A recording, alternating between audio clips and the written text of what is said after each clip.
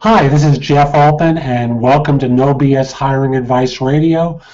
I'm doing a simulcast both on Blog Talk Radio and on YouTube as a Google Hangout. So you can participate in this show in either way. You can listen, you can watch and listen, however it works for you. What I try to do with this show is to speak with some aspect of job hunting, well, not hunting, but the hiring process, staffing, recruiting, finding talent. Because as someone who's been in the search field for more than 40 years, I have a perspective on job hunting that has a lot more depth and texture from the employee's perspective, and as well as from the hiring side as well. I've worked with firms throughout the United States, 49 states out of 50, plus parts of Canada. I've done some European recruiting, but when all is said and done, I have the vantage point of a third-party recruiter. I've never worked in corporate, but I can give you a sense of how you're seen and try to help make it easier. Because to me, hiring doesn't have to be so hard, difficult, painful, or often takes so long.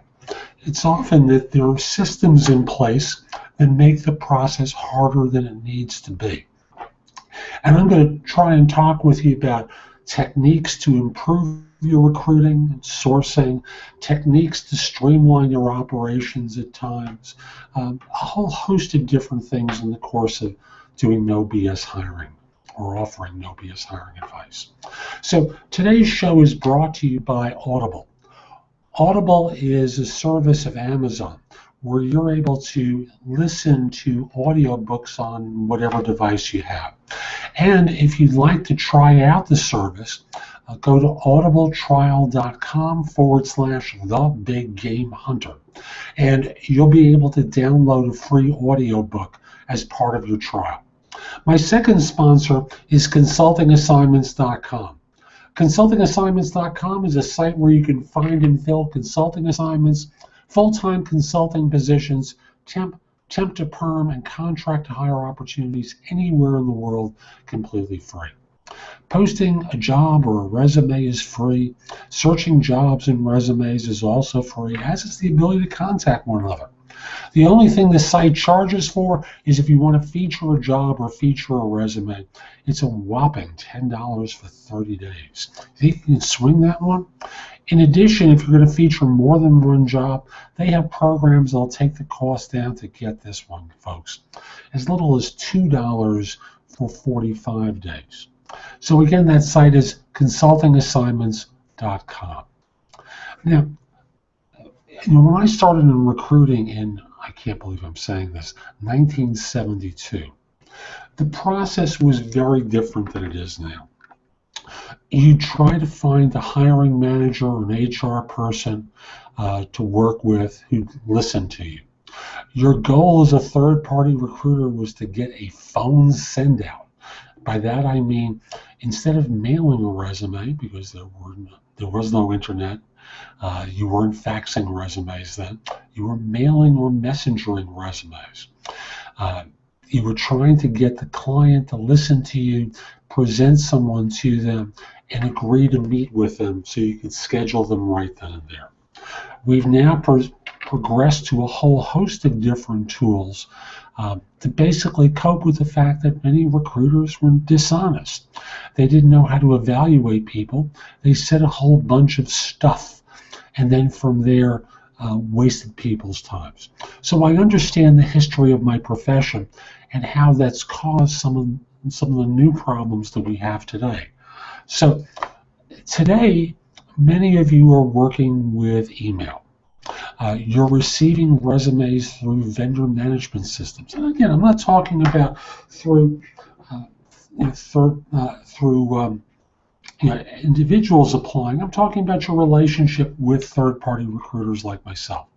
So today, there's a much more hands-off approach that many firms have taken, whether it's by email, but whether it's given the fact that very few hiring managers are working directly with recruiters in medium to large-sized firms, or the fact that the firm has brought in a vendor management system to basically handle the workflow for them. So the result of implementing a vendor management system on recruiters is to establish a hands-distant relationship. I'm going to say hands-off. It's unfair to say that. But there's a bit of distance between you as an HR professional and me as a recruiter in our working relationship. Why? Now, again, I understand completely why the firm has chosen to do this. It is more efficient from corporate standpoint to have a buffer between you and the recruiter. I got it. But is it really more efficient? And here's where it starts to break down. What I see in my seat is that firms, in establishing this distance, don't really break the divide. And what's happened is they treat many third-party recruiters as little more than sourcing mills or organizations that they don't trust. They don't communicate beyond simply what the system says. And I'll give you an example. There's one service I use from time to time to get access to a particular client. Now, again, that's one of the advantages from my perspective in working with these vendor management systems, that I might have access to an institution I might not have otherwise. But frankly, I'm going to discontinue the service because it's wasting my time way too much given the effort put in. And here's how it does it. So you put up a job description. It's the institutionally approved job description. That's fine. That's our starting point in our working on filling this job. And then from there, from the time the manager starts interviewing until the time the rec is closed, unless you're seeing my people, you're not communicating. Now, you're saying, why should I communicate if I'm not seeing your people? Well, the answer is I'm working on your job. Now, again, I'm operating in this case as a contingency recruiter, not as a retained recruiter. I understand. But can you at least tell me when you know what you're not liking about the resumes? Too late is not it. I'll give you an example of something that happened today. I meticulously provided information to a firm about how an individual I was submitting fit the requirements. They really did. They said they wanted either someone from bank operations or a lawyer who had done a certain type of work. I provided them with a lawyer who had done this kind of work. He had done it for several years. He was with a decent-sized firm in the town in which they wanted the position filled.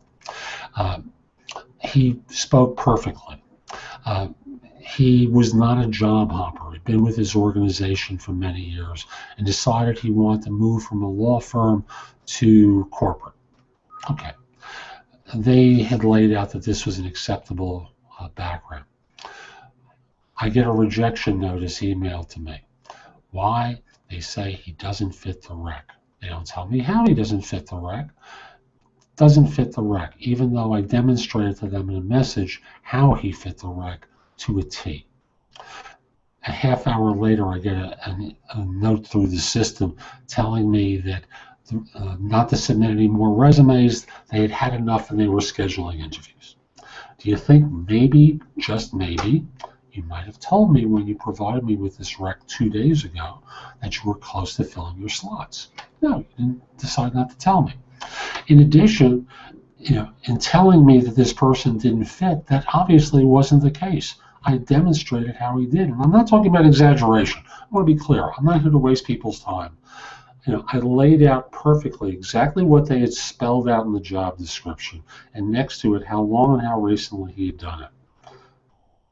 Hadn't done the work they claim. Okay.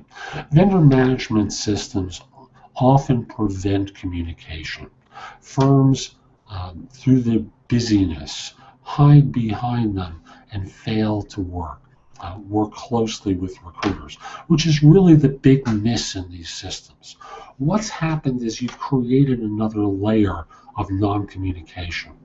And unfortunately, often what happens is, as job descriptions go, from the time it's been approved institutionally until the time that you're on second interviews, and sometimes beyond, the position description morphs. It changes, it evolves. People get a chance to think about the changes or what they really need as they start to talk to candidates. And then you're not telling us. You're not telling recruiters about the changes. So they're aiming at the wrong target. Whose fault is that? Seriously, whose fault is that? And we're measured by outcomes. We're evaluated by outcomes. And when all is said and done, it's hard to be effective if you're not telling us how to evolve with your needs. I can assure you that recruiters want to do a good job. Whether it's contingency or executive search, we all want to do a good job. And frankly, I work in both manners with clients. And there are a couple of other models I work with, but that's for another time. When all is said and done, third-party recruiters want to do an effective job for clients. We want you to like and respect and appreciate our work. The easiest way to do that is to let us know about the changes. Don't hide behind the curtain, and it is a curtain or a veil that keeps us separate from one another when you're working with some of these systems. For you as an HR professional, I know you can say you have a ton to do, and if I don't like it, I can always drop off. Fine, I'm going to drop off. It's not a problem. But when I'm invited to work with a firm and there's no communication, or the communication is marginal, and I'm not talking about the feedback that I got, I'm talking about how the job description really is. I can't waste my time. It's really the only thing I have to sell, along with my knowledge and my capabilities. So I encourage you, I really encourage you, start to communicate with the services that you use through your vendor management system. Find ways through the system to update recruiters. And what you're going to find is much more effective results more quickly.